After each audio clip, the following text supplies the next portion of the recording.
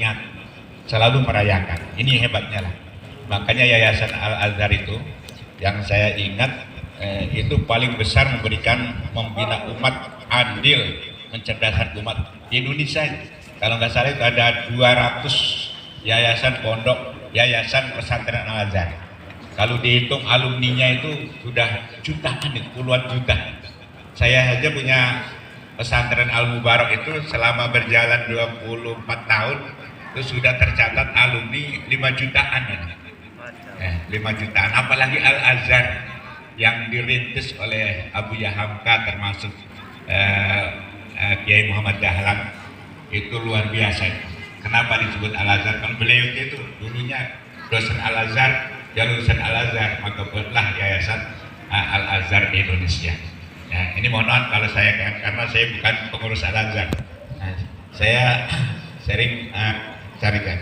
Jadi dua ulama besar Indonesia, Hasyim Asy'ari dan Ki Dahlan itu sungguh telah mencetak generasi penerus.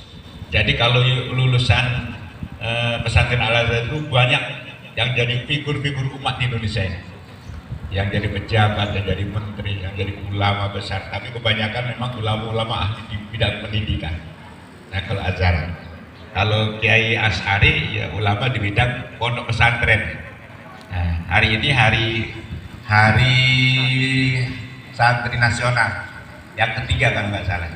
Dan alhamdulillah pondok pesantren itu sudah diakui oleh negara dan dikeluarkan undang-undang.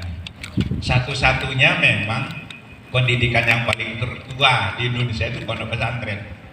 Nah, sebelum ada pendidikan dulu, pondok pesantren dulu zamannya Wali Songo. Jadi ada pesantren, ada pondok pesantren. Kalau pondok pesantren kan nginep ya, boarding gitu. Saya mengasuh santri sampai saat ini yang boardingnya itu ada 1000 santri di Al-Mubarak. Anak SMP sama SMA saja di situ. Nah itu luar biasa ngurus anak 24 jam itu kasih makan 3 kali 1000 orang itu. Jadi kayak hajat aja tiap hari itu masak. Dan alhamdulillah. Jadi di saat negara keadaan genting, penderitaan dan macam-macam, apalagi di musim Covid, maka yang dapat memberikan solusi untuk memperbaiki bangsa dan negara itu adalah dari yayasan, dari pesantren. Kenapa? Karena pesantren itu adalah sebagai benteng akidah, sebagai bengkel moral, sebagai pabrik, gudang ilmu. Al-Azhar gudang ilmu, sebagai apa namanya itu, pabrik figur, pabrik ulama, pabrik kiai, dan pusat perekonomian. Kalau sekolah-sekolah negeri dibiayai oleh pemerintah, dibangun oleh pemerintah, belum tentu kualitasnya dengan Al-Azhar. Tapi pesantren Al-Azhar dengan kerelaan perorangan kiai membangun tanahnya sendiri, biaya sendiri, mencetak bangsa dan negara, bahkan tidak digaji guru-gurunya, apa adanya di situ. Nah itu, makanya saya sedih kalau ada pernyataan bahwa Indonesia ini pendidikannya tertinggal jauh dengan luar negeri kan? Sehingga sampai rankingnya 147 itu udah masuk belum? Ya, kalau pendidikan Islam disamakan dengan pendidikan Dajjal pasti tertinggal. Mengapa gitu? Di Indonesia ini pendidikannya tertinggal jauh. Pertama, karena yang digunakan metodenya banyak metode Dajjal, bukan metode Rasulullah. Ngambilnya metode barat. Ya pasti kalah lah. Kalau metode Rasulullah taklim mutaklim, diajunya sama metode barat, dibawa ke sana. Coba kalau di Indonesia, kalau orang barat dibawa ke Indonesia kalah. Karena metode muta'alim itu taklim mutalim, guru mengajar, murid mendengar, menulis, menghafal, mengamalkan. Nah, hebat. Sekarang mah belajar itu hanya untuk ulangan, bukan untuk diamalkan, bukan untuk ibadah. Nah itu. Yang kedua, bisa saja karena guru itu disibuki dengan administrasi, pengen dapat sertifikasi, modus jadi nggak sempat ngurusi anak didik, sampai sibuk dengan data-data sebuah. Bayangin, bukan hanya ibu kita sampai nenek, bapak, yai, bayi, jangga, waring, remuk, balok, didahkan. Wong bapak kita lah mati di tahun 70. Kon ngitung deh, tanggal lahir bapak, aku kawinnya kapan? Wih, masya Allah. Entek tuh kalau ngurus itu waktunya siang malam. Guru-guru. Yang ketiga, ya, honornya sedikit, kesejahteraannya nggak sesuai. Nah, jadi guru itu yang jadi PNS saja yang digaji oleh pemerintah, ya rata-rata maksimal 5 juta satu bulan. Kalau guru swasta udah dapat honor 2 juta saja udah bagus. Bahkan di swasta yang lain 300.000 satu bulan. Sampai ada yang pengen jadi guru sertifikasi saja, nenek-nenek digendong-gendong nangis karena gaji 300.000 sampai umurnya 57 tahun kali TV itu. Saking kurang dipikirkannya oleh pemerintah.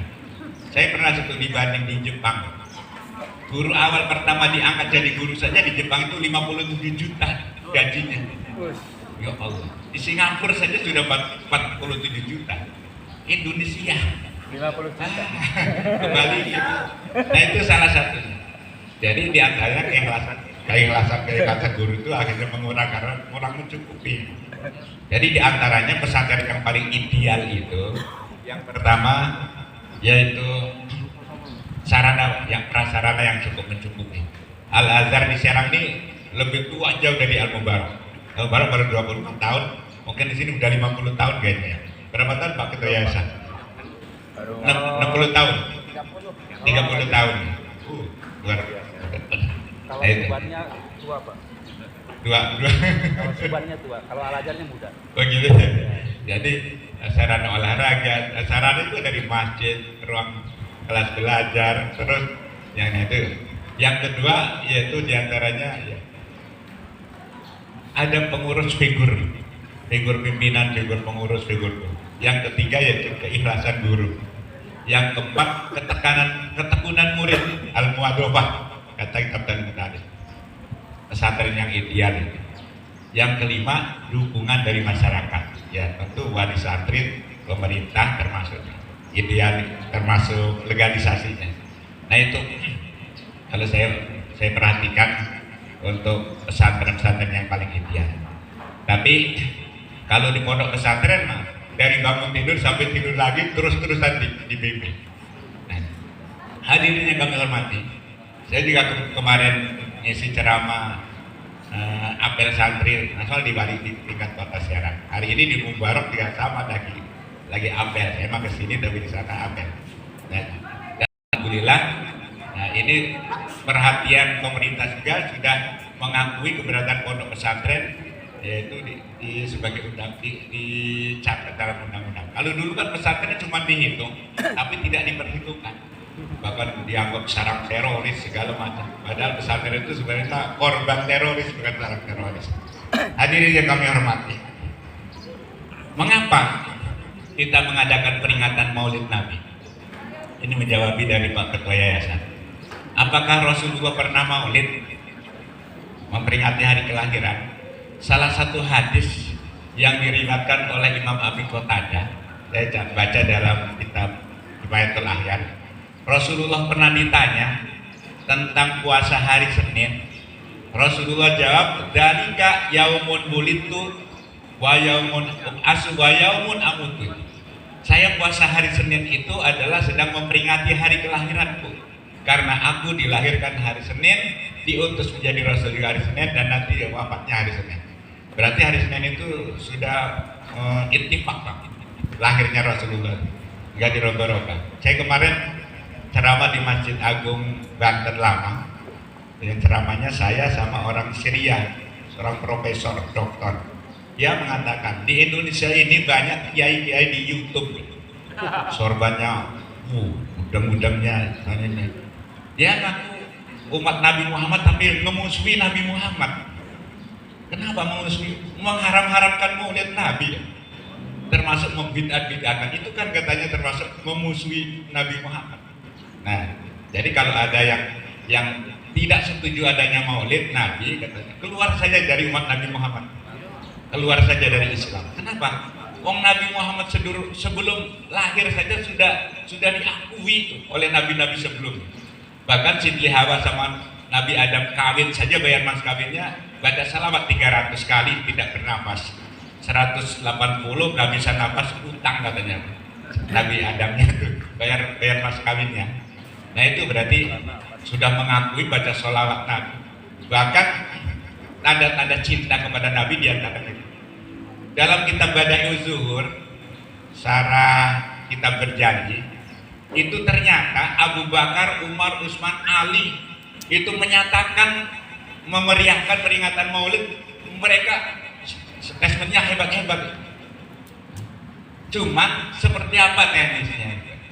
Berarti kan memperingati itu seperti apa? Sudah ada lah. Nah, mulai terasa besar diperingati perayaan Nabi Muhammad itu abad ke-6.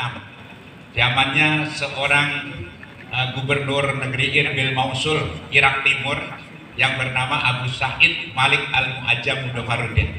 Saya baca dalam kitab Al-Ibda bi Madoril Islam.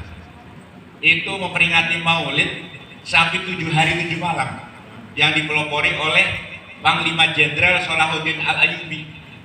Pertahanan perangnya 7 hari 7 malam sampai Raja Irbil itu mengeluarkan anggaran negara itu kalau uang kita 155 miliar untuk peringatan Maulid.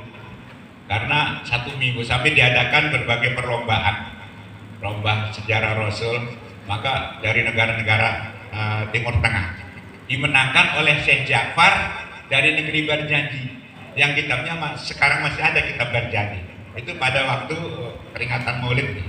Nah, disitulah mulai kebangkitan Islam yang saat itu Islam sedang lemah, dijajah oleh Kristen Ortodok dari negara Spanyol, Romawi, Bizantium, Mongolia, yang dipelopori oleh Raja Genghis Khan. Dengan semangat peringatan Maulid yang membangkitkan juang umat Islam, maka Islam bangun kembali sejak itu. Walaupun Salahuddin itu ditangkap, dipenjara, mati di penjara oleh penjajah saja. Nah, tapi Islam bangkit mulai dari situ. Itu di Irak Timur yang menemui kekalahan, terjadi perang salib segala itu. Tapi bangkitnya dari peringatan Maulid. Bagaimana peringatan Maulid di Indonesia? Ada peringatan Maulid. Saya pernah penelitian di gedung Purbakala, namanya gedung KRIS itu singkatan apa namanya, di Taman Mini. Ternyata ada dokumen sejarah-sejarah Maulid zaman Wali Songo pada penyebaran Islam. Bahkan ada ciri khasnya. Kalau di Jogja namanya panjang sekaten, kalau di Demak namanya gerebek panjang mulut, kalau di Cirebon namanya panjang jimat, kalau di Banten itu ngerokok panjang mulut. Betul. Jadi diiring-iring kan. Ada tuh semua tuh ciri khas di gedung Purbakala itu yang namanya peringatan. Nah itu ngambil dasarnya dari firman Allah surat Yunus ayat 57. Qul bifadlillahi wa birahmatihi fa bidzalika falyafrahu. Katakan Muhammad, dengan karunia Allah dan rahmatnya Allah, maka dengan demikian hendaklah kamu bersenang gembira. Berarti adanya Nabi Muhammad di dunia itu bersenang gembira, macam-macam caranya. Ngiring-ngiring panjang mulut, ada yang macam-macam, yang zikir dan sebagainya. Nah, kenapa mengadakan peringatan Maulid Nabi? Karena bersyukur dengan lahirnya Nabi Muhammad di dunia telah membawa keselamatan kita dari kesesatan akidah. Jadi telah mengarah, mengatur, menyelamatkan kita di dunia bahkan sampai di akhirat dengan agama itu. Karena Rasulullah lahir membawa agama Islam. Itu yang pertama. Yang kedua, lil mahabbah, karena rasa cinta kita kepada Nabi Muhammad. Orang cinta itu pengorbanan. Kalau bukan cinta kepada Nabi Muhammad, mungkin tidak akan datang hari ini. Tenaga, waktu, termasuk juga materi yang dikorbankan dengan, apalagi kalau panjang mulut. Ada yang satu orang tuh kalau ditanggul mah nilai sampai puluhan juta, sampai kebo, ada mobil dikeluarkan untuk peringatan Maulid. Pas kelinan salat subuh kawanan terus gawe panjang mulut kumpul meja. Nah itu kadang-kadang salah tradisi. Anggapannya mulut itu lebih wajib daripada sholat kayaknya. Nah sebenarnya yang masih diarahkan ya seperti itu. Hadirin yang kami hormati. Jadi cinta kepada Nabi Muhammad itu dengan memperbanyak sholawat dan salam. Hebatnya kanjeng Nabi Muhammad, lahir saja diperingati oleh orang sedunia. wafatnya saja sampai dikunjungi oleh orang sedunia. Itu orang yang berkunjung di kuburan Rasulullah tidak kurang daripada 3 juta bahkan sampai 5 juta selama 1400 tahun, luar biasa. Semua mendoakan. Ada hadis riwayat Imam Baihaqi, Rasulullah pernah berkata, siapa yang berkunjung kepada kuburanku saat aku mati, maka seolah-olah berkunjung melihat aku seperti aku hidup. Dan siapa yang datang ke kuburanku, ya, maka ada kebaikannya, saya laporkan, saya memohon kepada Allah supaya dibalas baik. Kalau terdapat kesalahan, kata Rasulullah, aku akan memohon kepada Allah supaya umatku diampuni. Jadi melihat makbaranya Rasulullah melihat saat ini pun Rasulullah sedang melihat, menyaksikan kita. Jadi dengan nur Allah Subhanahu Wa Taala hadirnya Rasulullah, karena kita cinta kepada Rasulullah. Sama dengan orang-orang yang cinta kepada anak, suami, istrinya, pasti kan mengingat-ingat hingga ketemu. Ada orang mengatakan cinta itu pengorbanan, ada orang mengatakan cinta itu indah. Orang karena cinta malah tai temblek, gue merasa coklat, ada ya karena cintanya indah.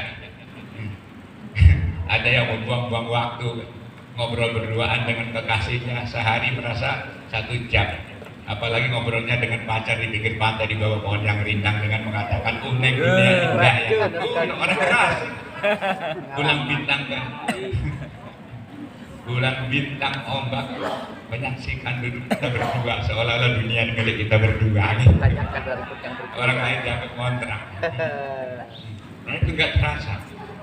Tapi dulu lagi zaman masih muda, tapi saya bukan pengalaman bu, penelitian. Nggak terasa pengorbanan karena cinta. Man ahabani kana ma'i fil jannah. Siapa yang cinta kepadaku nanti bersama aku masuk surga, kata Rasulullah.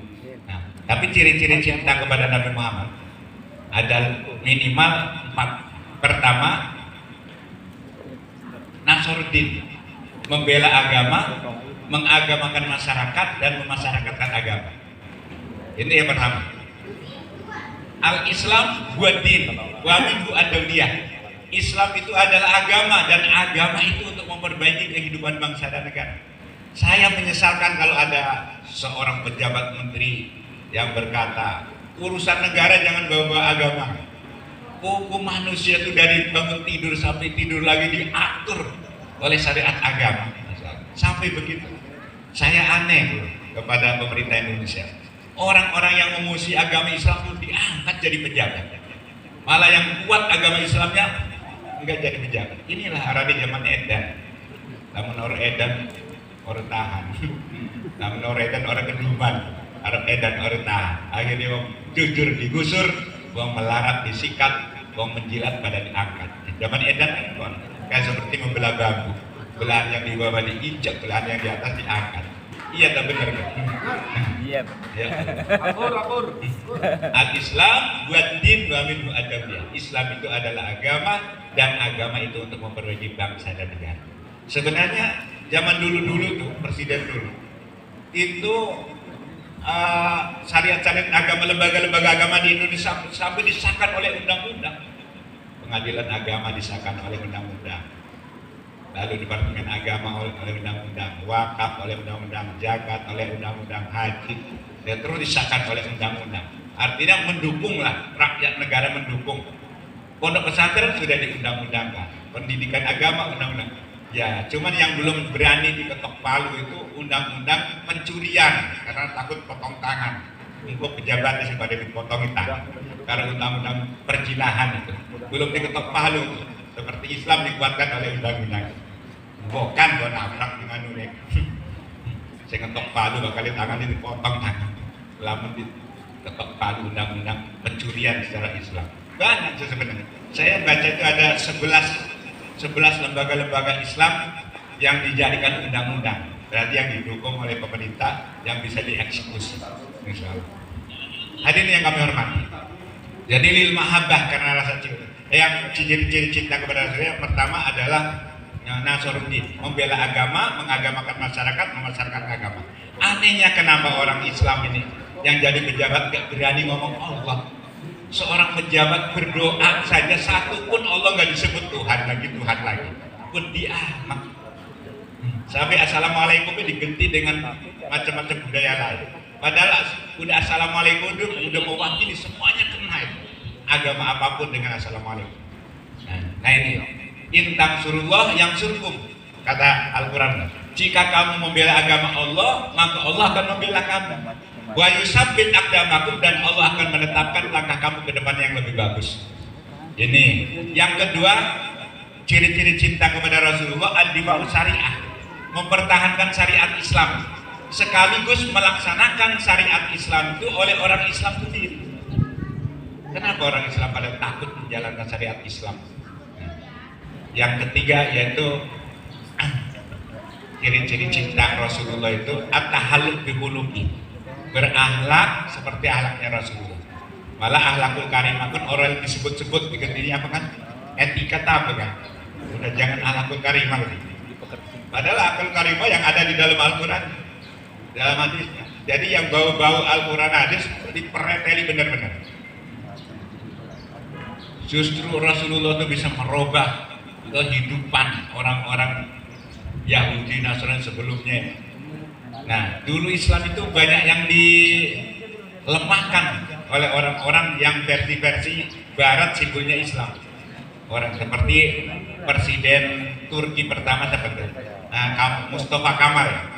Itu Mustafa Kemal dari jadi presiden itu sebenarnya boneka Amerika, boneka Prancis. Karena tidak membolehkan azan, tidak membolehkan jilbab, nggak boleh baca Al-Quran diterjemah. Jadi melarang simbol-simbol Islam. Itu selama 30 tahun berkuasa, bahkan mesra dengan Bung Karno. Nah begitu Erdogan jadi wali kota, melihat suasana seperti itu, maka nyalonlah presiden sampai diangkat jadi presiden. Ya Allah, ingat an-nasu fi dini mulukihim. Manusia itu mengikuti agama rajanya. Kalau sudah dilarang ini sama rajanya, kita gak bisa. Kalau melawan, dihukum mati, ditembak, dipenjara. Mau membeneri secara Islam, dipenjara. Nah, karena rajanya nggak senang. Lah itu seperti Mustafa Kemal. Sudah tahu Mustafa Kemal itu merusak Islam. Indonesia akan dijadikan monumen jalan Mustafa Kemal di Menteng. Akhirnya kan nggak setuju sebenarnya. MUI juga nggak setuju. Yang merusak Islam, enggak katanya. Sebab di sana ada jalan Soekarno. Jadi dia balas dendam. Jadi liberalismenya luar biasa. Nah, yang liberal itu lama di kawasan Indonesia yang merusak Islam. Jadi Islam itu dirusak, diadu domba oleh orang Islam bayaran, kata Kiai Makmun, Subran Makmun. Jadi yang pinter di dialognya, yang pinter Islam, yang dianggap ahli dakwah dibayar, sehingga ngebenturkan umat Islam. Hancurlah Islam, merasa rusak asik. Nah ini hadirin yang kami hormati. Makanya orang yang di Pak Jokowi telah berhasil, termasuk berdasarnya sebenarnya pandemi doang turun, tapi kalau dari segi ekonomi, segi demokrasi, segi anggaran itu sudah dari segi penindakan KPK, kata Burhanuddin Muhtadi itu kemarin itu sudah merah karena di bawah 40%, sudah merah. Nah, dipuji-pujian sampai ada pernyataan Pak Jokowi itu saya akan nyalon ketiga kalinya lagi. Waduh, innalillahi wa inna ilaihi. Hadirin yang kami hormati. Tapi walaupun demikian, sebagai warga negara yang baik, umat Islam yang santun, siapapun yang jadi pemimpin bangsa, kalau untuk kemakmuran, kesejahteraan, menguntungkan kepada bangsa, kita dukung. Kita dukung siapa saja, sebab calon-calon pemimpin masih banyak juga, tapi belum tentu ya jadinya. Hadirin yang kami hormati, yang keempat, ciri-ciri cinta Rasulullah ittibaan di sunati, mengikuti sunnah-sunnah Rasulullah. Kanjeng Nabi Muhammad itu bukan hanya sekedar Nabi dan Rasul, tapi yang pertama seorang sejarawan yang bisa menceritakan kehidupan orang-orang sebelumnya, orang soleh, orang durhaka, Nabi Rasul tersirat di dalam Al-Quran. Yang kedua, Kanjeng Nabi Muhammad itu adalah seorang pemimpin yang agung. Bahkan tokoh Yahudi komunis yang bernama Michael Haidt mengakui dari 100 tokoh sedunia, Nabi Muhammad itu urutan yang pertama terhebat. Bahkan sampai pernah diprotes oleh pengikutnya, nggak bisa. Karena saya sudah penelitian 30 tahun. 100 tokoh itu Nabi Muhammad urutan yang pertama. Itu non muslim mengakui hebatnya. Yang ketiga, Rasulullah itu adalah seorang pedagang yang jujur. Sampai Rasulullah pada waktu bisnis dagangnya itu sampai ekspor di negeri Sam, negeri Yaman, negeri Damaskus, Suriah, itu hebatnya bagaimana. Yang keempat, Rasulullah seorang negarawan. Bahasa kitanya mah halim. Artinya negarawan itu tidak gampang umes, tidak senang dipuji tapi tidak marah kalau dibenci. Laqad ja'akum rasulun min anfusikum azizun 'alaihi ma anittum harisun 'alaikum bil mu'minina rauf. Telah datang kepadamu seorang utusan dari sejenis kita, yaitu Nabi Muhammad SAW. Azizun 'alaihi ma anittum, sungguh berat menanggung penderitaan umatnya. Umatnya ditanggung penderitaan oleh Rasulullah. Harisun 'alaikum bil mu'minin, menginginkan Rasulullah itu supaya orang-orang mukmin itu benar-benar menjaga. Raufur Rahim, santun dan belas kasih. Itu ibu-ibu, ayat itu kalau sering dibaca sama ibu-ibu, suami-suami yang galak-galak itu hilang galaknya. Sayang terus kepada. Coba dibaca pagi dan sore tiga kali. Kata guru saya dulu gitu. Hadirin yang kami hormati. Kemudian yang keempat, Rasulullah itu, yang kelima, Rasulullah itu adalah seorang hakim yang jujur, hakim yang adil. Lau syarakat Fatimah binti Muhammad lakutiat yadah. Kalau Fatimah binti Muhammad mencuri, akan kupotong tangannya. Gak peduli siapapun yang adil. Yang keenam, Rasulullah itu adalah seorang panglima yang mengedepankan hak asasi manusia. Belum pernah membunuh, sekalipun itu musuh, belum pernah membunuh. Yang ketujuh, Rasulullah itu seorang manusia yang berakhlak mulia. Bahkan disebutkan Al-Quran, Allah mengakui sopan agungnya Rasulullah. Wa innaka la'ala khuluqin azim, sesungguhnya kamu Muhammad adalah manusia yang berakhlak mulia. Hebatnya Kanjeng Nabi. Yang ketujuh, Kanjeng Nabi Muhammad. Yang kedelapan, Kanjeng Nabi Muhammad itu adalah seorang kepala rumah tangga yang sukses. Mimpin keluarganya Rasulullah cukup sukses. Sanggup berkata, baiti jannati, rumahku adalah surga. Padahal rumahnya Rasulullah itu sangat sederhana. Sarana prasarana perabotannya sangat sederhana. Saya berapa kali, 15 kali setiap umroh saya haji, mampir ngeliat ke sana. Hari ini makan, tak besok dari mana. Itu Rasulullah hebatnya. Tapi sanggup mengutamakan baiti jannati. Kita yang segala-galanya sergawa, rumahnya tingkat, mobilnya mengkilat, uangnya berlipat-lipat, istrinya juga cantik memikat, kadang-kadang jumlahnya 4, tapi istri orang masih diembat. Dasar bangsatnya, hanya kualat keparat kiamat. Nggak mampu berkata baiti jannati, malah baiti nari, rumahku adalah neraka bagiku. Ribut melulu, penyakitnya diabetes, diam-diam bertengkar terus. Ya, ahli neraka kan gitu. Kalau nggak suaminya, istrinya rajin ibadah, rajin ngaji, tapi suaminya jadi suami jarum super, jarang di rumah, suka pergi. Suaminya hebat, istrinya jisamsu, janjinya manis nyatanya palsu. Kalau nggak anak dan istrinya, anaknya gentong, generasi tukang tongkrong. Nggak anaknya, mertuanya judes, tetangganya brengsek. Bagaimana kita menciptakan supaya sepaket keluarga besar kita masuk surga sepaket? Ada surat Ar-Ra'd gitu, sepaket kami duriyati segala macam. Anak istrinya, orang tuanya, istrinya masuk surga bersama-sama. Itu cari supaya baiti jannati, rumahku adalah surga.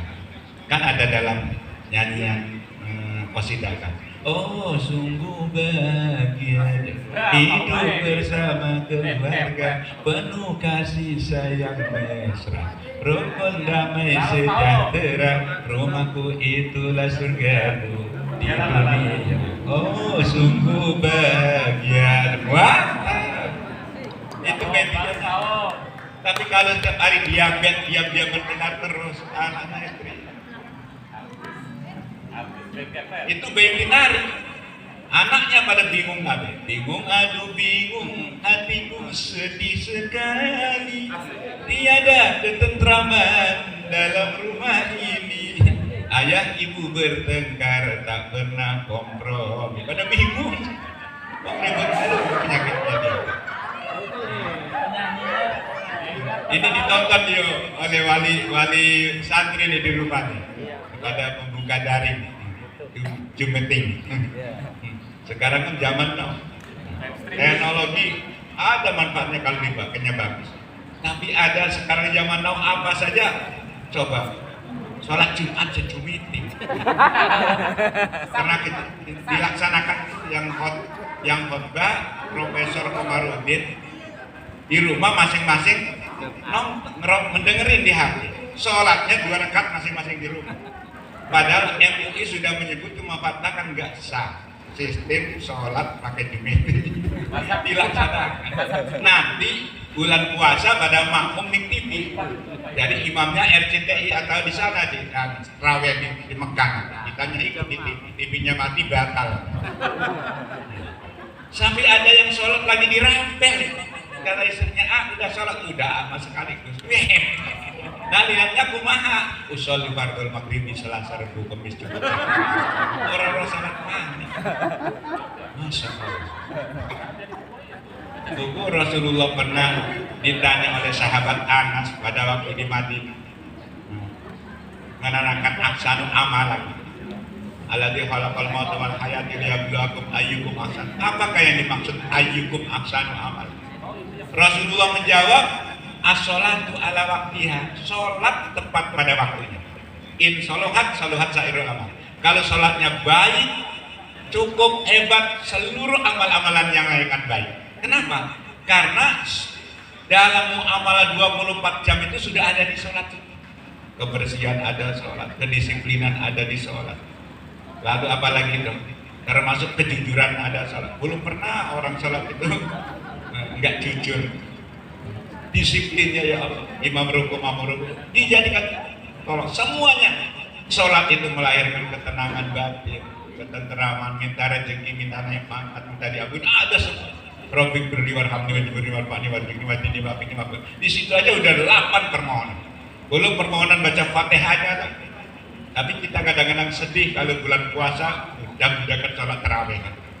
Iya, antara makmum sama imam bacaannya waduh, sangat waladhdallin. Watang Allah taala anak. Ada sing hajar bir. Anak muda mantep ditancep bir terus cocok. Yang tua kedubruk-dubruk. Jangan cepet-cepet si imam namanya kendor mamukan terawih. Ada Ajak kendor. Yang kedua birrul walidain. Jadi berbuat baik kepada kedua orang tua itu adalah ahsanul amal. Ayyukum ahsanul amal. Yang ketiga al-jihad, berjuang. Jadi kita ini termasuk jihad. Yang menyampaikan menyampaikan ilmunya kepada mereka adalah termasuk jihad. Termasuk muridnya jihad, pengurusnya jihad karena untuk kepentingan umat. Inilah jihad. Ya. Yang ditakuti kan hidup 4 kosong. Pertama kosong iman, kedua kosong ilmu, ketiga kosong amal, keempat kosong duit. Jangan sampai kena penyakit 4 kosong. Kalau hidup beriman kalau hidup kosong iman ya bisa jadi siluman. Itu orang yang korupsi itu sebenarnya nggak kekurangan apa-apa, mau gaji ratusan juta masih nyolong duit rakyat. Nggak kekurangan apa-apa, cuma kurang ajar. Yang kedua kosong ilmu. Semakin dipanggil Pak Guru semakin aus, sudah semakin bodoh berarti. Jangan sampai kita ngajar seperti ngajar layangan. Yang diajar udah di atas layangan, kita masih di bawah. Anak santri, anak murid kita sudah bisa teknologi segala komputer. Kita ini masih jadul. Zaman dulu Beori bisa ini ngajar. Nah ini ngajar layangan. Makanya saya sering ngomong, guru itu ada 5.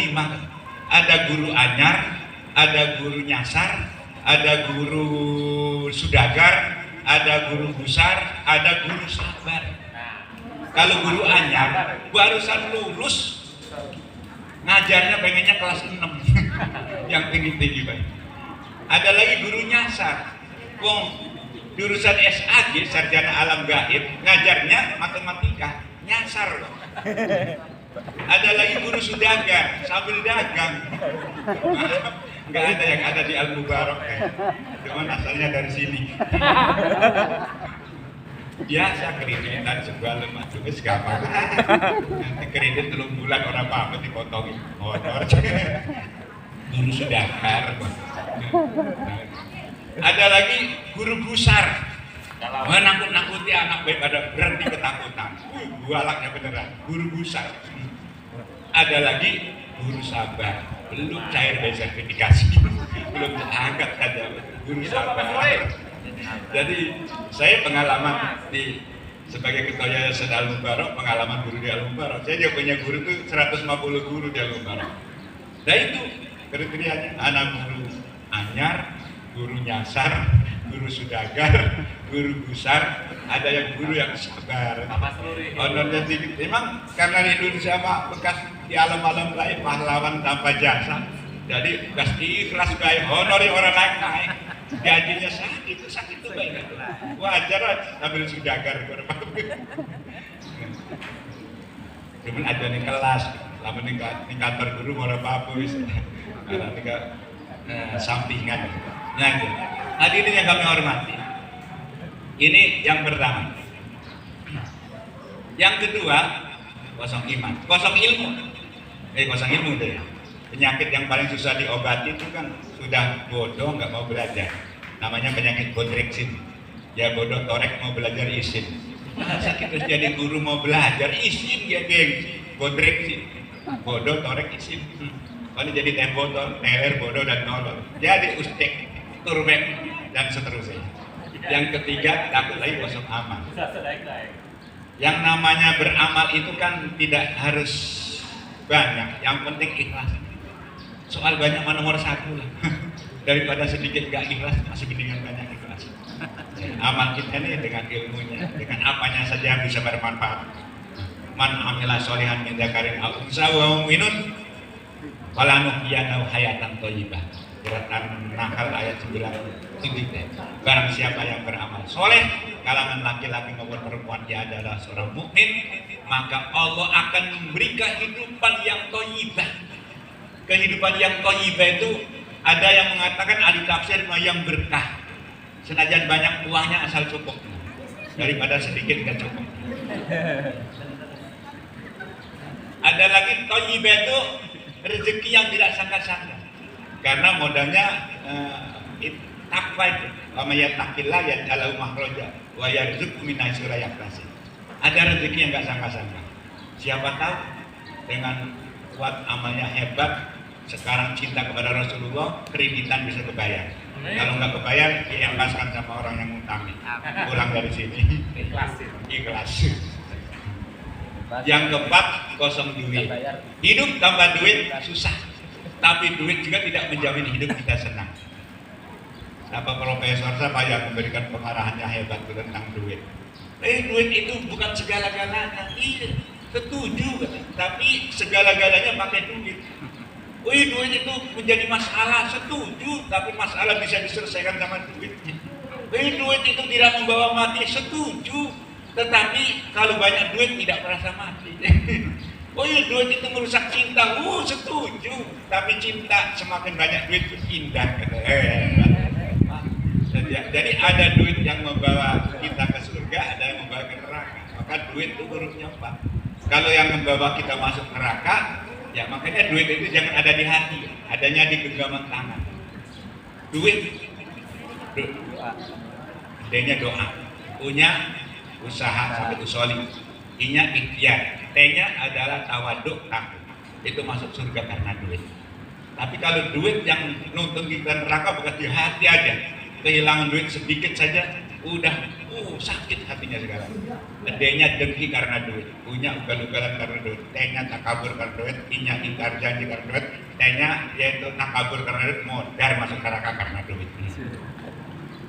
Allah berfirman dalam Al-Quran surat Taubah, "Ingfiru khifafa wa siqala." Berangkatlah kamu dengan keadaan ringan dan berat. Wajahidu bi amwalikum wa anfusikum fisabilillah. Berjuanglah kamu dengan harta bendamu dan jiwa ragamu. Jadi menurut ahli balago, kenapa itu mendahulukan lafaz amwal daripada anfus? Karena berjuang dengan harta itu lebih diutamakan daripada berjuang jiwa raga. Namanya berjuang, beras, baju dan uang harus ada. Harus ada. Jadi DPR, wali kota, lakukan duitnya sebenarnya programnya hebat, bagus ngerayunya hebat. Iya, tapi mal bakal ada yang ngedukung lah ke Pincis. Ayo, kalau mau jadi wali kota, jadi DPR, tapi harus pakai NPWP, nomor pire wani pire. Ada 10 calon DPR, kita jadi tawon. Karena pesta rakyat yang ngantuk pribadi, naik PJS terima mati calon naik PJS 10. Alhamdulillah 50 kali calon 10 udah 500. Siapa sih dipilih? Ada sih 1.000. Itu 1.000 dipilih. Ayo sirap betul nih kita udah antuk kalau kita lagi jadi tahun. Kapan mana kita ngantuk ini? Kau jadi DPR nggak buru-buru kita ke kependak itu untuk mobil kaca aja.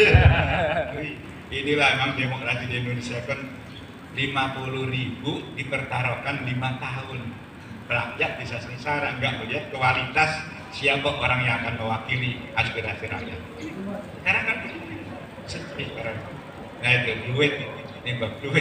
Jadi berjuang. Kata Imam Ghazali, orang Islam harus kaya. Kaya bagaimana? Banyak duit. Kenapa? Duit itu alat perjuangan. Yang kedua, duit itu adalah gampang mencari pengikut. Yang ketiga, duit itu karena banyak duit tidak bisa dikalahkan oleh musuh. Tapi kalau nggak bisa mengatur duit, kita akan hancur karena duit itu. Karena itu. Jadi sok amat, apalah artinya rumahnya lega kalau hatinya sempit. Masih dengan hatinya lega, rumahnya lega ya Bu ya. Paling tidak di RSS lah. RSS itu bukan rumah sangat sempit, rumah sangat strategis. Kenapa? Serba dekat. Itu dari dalam ke mana-mana dekat. Ke kamar mandi dekat, ke dapur dekat, di jalan dekat. Kita juga nanti akan kembali kepada rumah masa depan 2,5 meter di bawah pohon kamboja. Apa yang akan dibawa ke sana? Harta, tahta, wanita, Toyota. Suami yang hebat, yang sehidup semati, begitu istrinya mati ngater doang lah sampai kuburan. Memang sih mata kanan nangis, tapi mata kiri lah irit siapa ya gantinya gitu. Tapi tidak semua laki-laki, contohnya aku.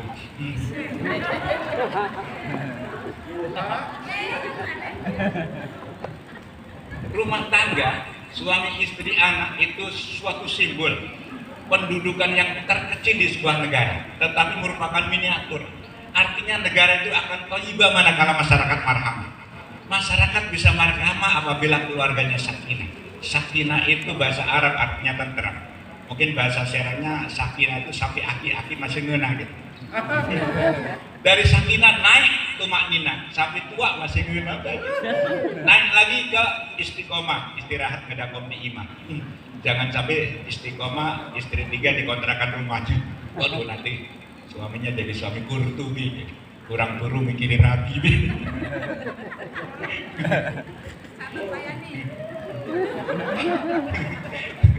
Jangan jadi suami kurtubi, kurang turu mikirin Nabi. Jadi itulah hebat. Pak, istri itu memang pekerjaan yang remel kan. Aja diladenin. Anda sakit, itu kan bagus. Lambat-lambat lu pegel daerah di render ya. Tapi kalau disaut sekali nambah mandi 10 kali. Tapi kalau dibiarin aja capek-capek berhenti sendiri. Supaya cepat berhenti dikebuti sama uang ratusan ribu.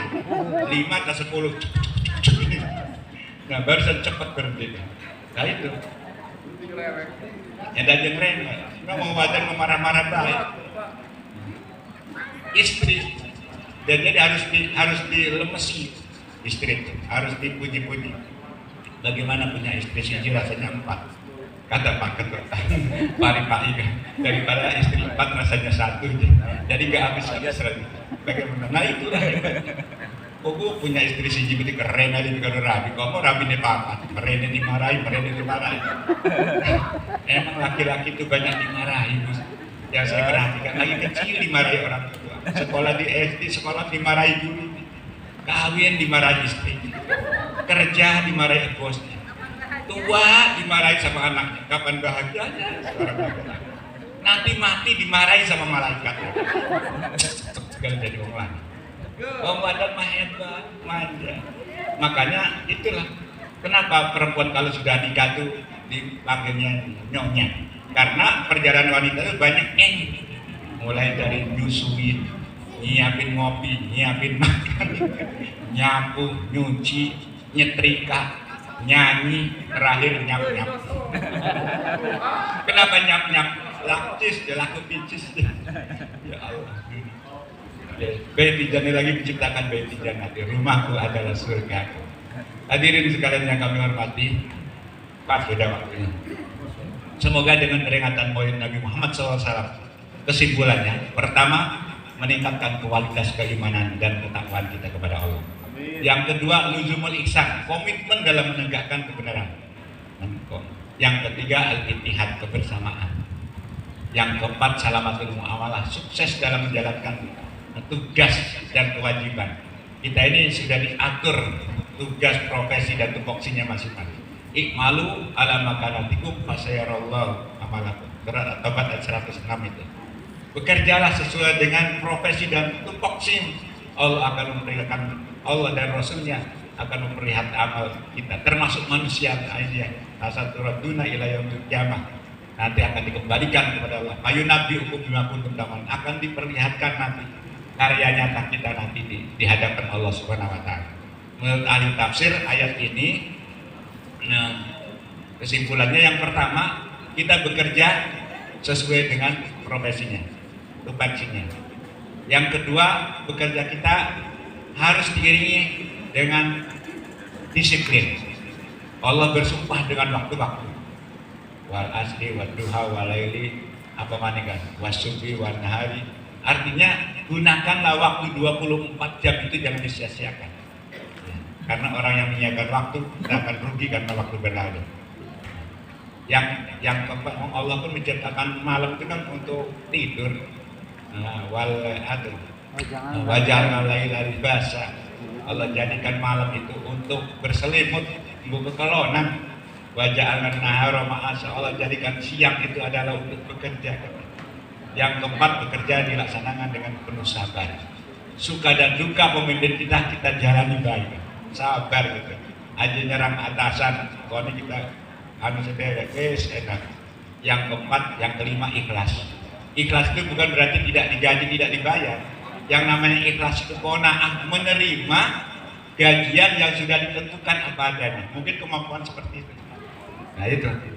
Yang keenamnya, bertanggung jawab atas segala pekerjaan, karena kita akan dimintai bertanggung jawab semua amal yang diperbuat oleh kita di dunia ini. Summalatus alunna yawma idin aninai.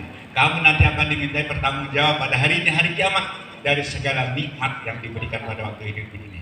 Kalau saya baca di dalam Al-Quran itu, Allah menanyakan pertanggungjawaban itu ada 5 hal dalam Al-Quran. Pertama, ditanya tentang nikmat, cara-caranya. Yang kedua, akan diberikan catatan rapot pekerjaan. Apa kan? Kita diam ini bahasa Yang ketiga, akan diperlihatkan CCTV-nya pada waktu kita bekerja di dunia ini. CCTV-nya akan diputar. Manusia saja bisa memutar gambar, apalagi Allah yang membuat manusia. Yang keempat, yaitu akan diperlihatkan poster-poster foto pada waktu kita hidup di dunia. Yauma idzi yasdurun nasu astata liyura amal. Pada hari ini, hari kiamat, akan dikeluarkan yasdurun nas astata, fotonya macam-macam. Nah, liyura amalau, supaya kita bisa melihatkan amal-amal itu. Yang kelima, ada cara ditimbang amal baik buruk dan amal mancakulat nawazinu bahwa biisyatir radiyah. Tapi ada cara, bisa kesalahan kita, kekurangan kita nanti pada hari akhirat terhapus, gak ada. Karena kitanya banyak perbuatan-perbuatan yang baik. Aman taba wa amana wa amila amalan sholihah. Wa ulaika yubadilullahu sayyi'atihim hasanat wa kana Allahu ghafurur rahim. Beramal bagus, banyak tobat, maka amalan yang jelek-jelek itu dihapus oleh Allah, diganti dengan yang bagus. Sehingga di sana catatannya catatan ahli surga semuanya. Seperti ini ahli surga. Pengen masuk surga, Bu? Pengen. Syaratnya harus mati. Nggak ada itu pernah masuk surga. Pengen daftar duluan, apa nanti akhir aja supaya panjang umur. Tadi malam saya ceramah di sini sampai beri motivasi. Pengen panjang umur Pak Ustadz? Oh iya, saya doakan mudah-mudahan ibu panjang umurnya. Semua orang sedunia sudah mati, tinggal ibu sendirian. Lah nggak mau. Nah, tengok pernah beri batu-batu. Jangan orang sedunia se-RT mati kabel, ketelibeng. Akhirnya segala sesuatunya kita serahkan kepada Allah Subhanahu Wa Taala. Mudah-mudahan kita ini diaku oleh Rasulullah. Karena cinta kepada Rasulullah sehingga pada hari kiamat nanti bertemu dengan Rasulullah, bisa melihat wajahnya Rasulullah, bisa mencium tangannya Rasulullah, bisa diajak ke surga bersama Rasulullah. Demikian, terima kasih.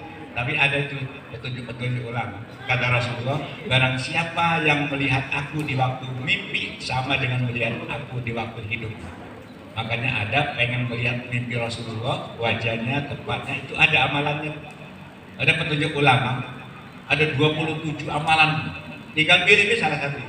Ada yang menunjukkan kalau pengen ketemu Rasulullah dalam mimpi, itu baca surat Wadduha sama Watin 7 kali setiap hari selama 7 hari.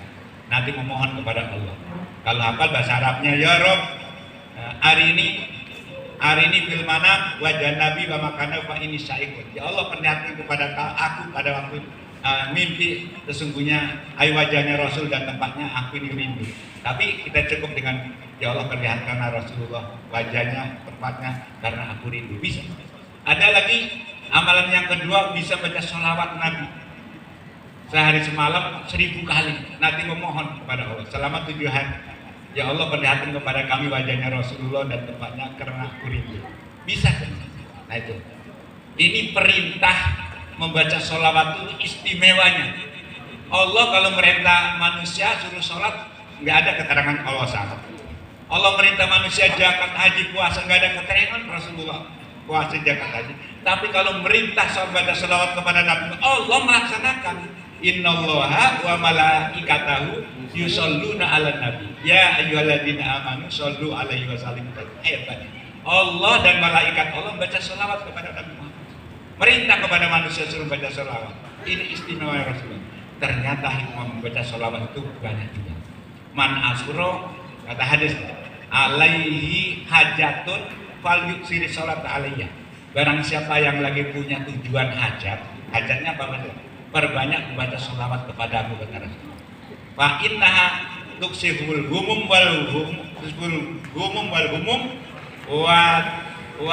kurub waktu sirul arjah. Karena banyak membaca sholawat itu adalah bisa menghilangkan kesedihan dan kesusahan, dan bisa menghilangkan kerupekan, bisa mendatangkan rezeki. Jadi lamun hidup itu susah cari rezeki, perbanyak baca sholawat. Kalau hatinya lagi galau, jengkel saja, perbanyak baca sholawat. Kan ada anta samsun, anta badrun, kau laksana matahari, kau masalah bulan purnama, anta iksirun wagoli, kau adalah berlian yang paling mahal. Anta misbahu fisdur, engkau adalah lampu yang bisa menerangi hati.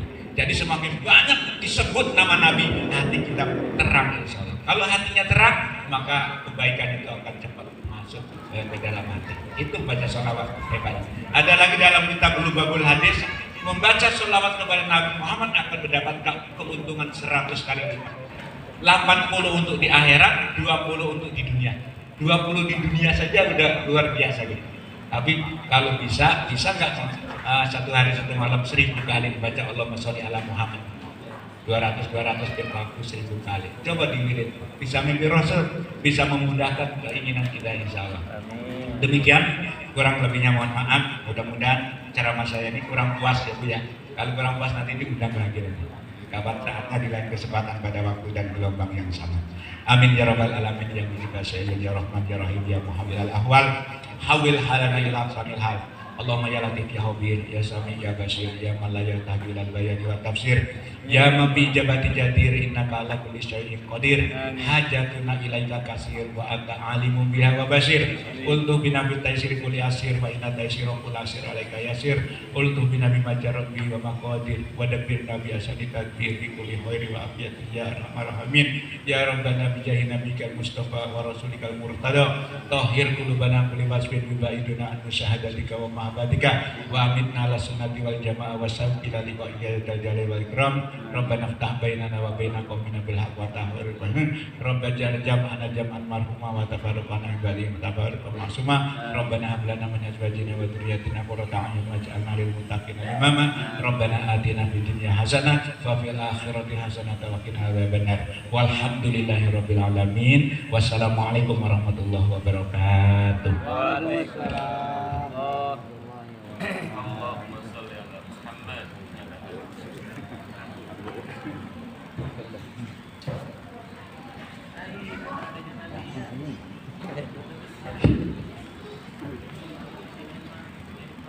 Alhamdulillah, terima kasih kepada Al-Hajj Dr. Andes Mahmudi MSI yang telah memberikan Nasaihul al-Irsyadat al-Mufidah